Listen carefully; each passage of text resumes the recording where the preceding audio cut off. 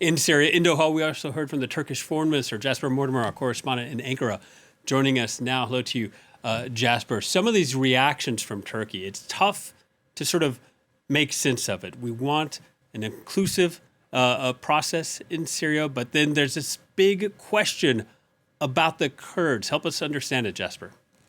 Yes, look, you were showing a while ago Geir Pedersen, the UN envoy, saying this transitional process in Syria must be inclusive.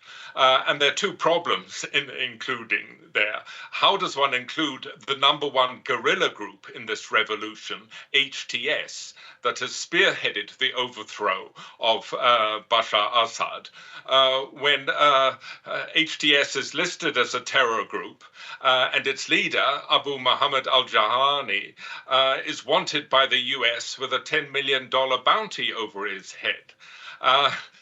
The second inclusive problem is that Turkey, but not the rest of the world, regards the SDF, which is the major Kurdish group in Syria, as a terrorist unit. The SDF is far and away the most powerful force in eastern Syria, so it will have to be at the peace table. Now, when he addressed the press a while ago, the Turkish Foreign Minister Hakan Fidan said Turkey will not deal with the SDF unless, and he held up his finger, they change themselves. And that would suggest that he was opening the door to the SDF reforming its executive. Hakan Fidan said there were a lot of foreign actors in the SDF.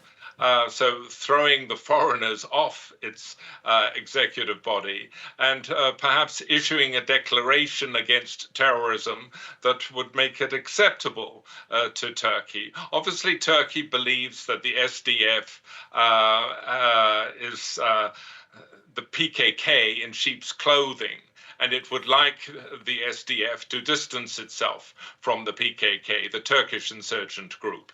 And reforming, sorry, Jasper, just to cut you off, reforming the executive of the SDF, are those changes realistic? I can't, I'm not the one to answer on that, I'm afraid. The SDF might well say that, we're a Syrian group and we choose our executives, thank you, not Ankara. So I don't know. All I was saying there was that Hakan Fidan did suggest that if the SDF made changes, Ankara could deal with it. Yeah. What I'd like to say is that of the three principal powers that have been involved in Syria in the last 10 years, Russia, Iran, and Turkey, Turkey is the big winner from this revolution. Russia and Iran are losers, and Turkey stands to gain politically and economically. Politically, Turkey will gain because it has good working relations, both with HTS and the Syrian National Army, the other rebel force from the north, which has been active, although not as active as HTF in this revolution. The Syrian National Army is basically put together by Turkey, trained and equipped by them. How much Turkey has been backing the HTS is an open question. Whether they've been providing them with arms, I can't say. But I would think it very unlikely that the HTS has been able to procure its equipment without getting the green light from Ankara.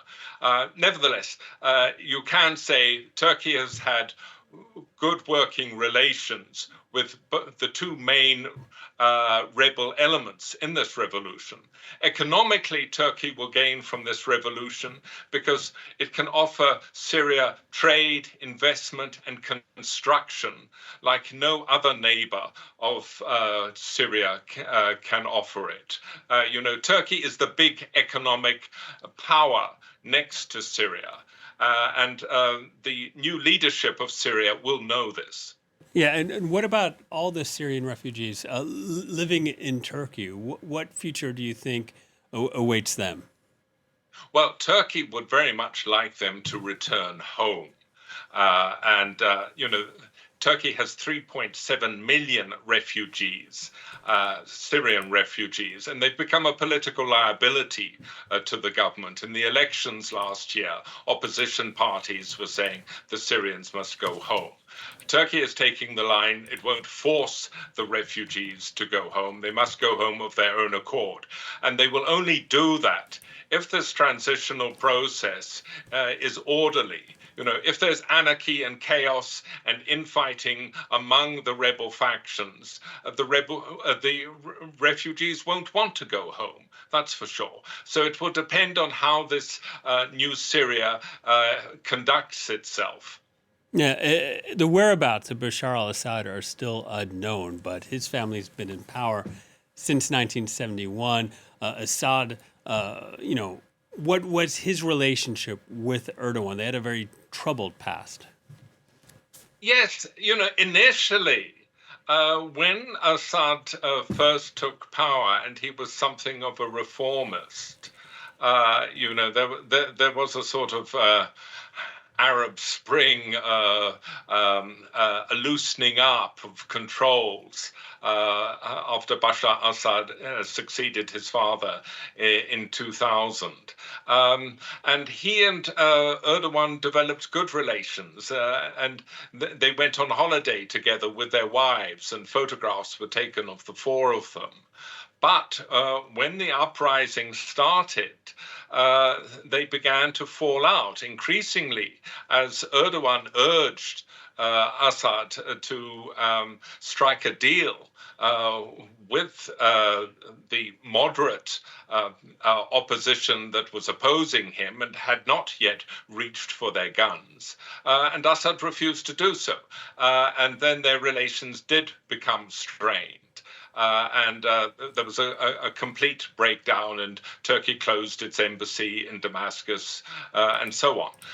Where Assad has gone now, I have no idea, but I would guess that the one country that would host him and where he would feel safe is Russia. All right, Jasper. Thank you very much. Jasper Mortimer reporting from Ankara.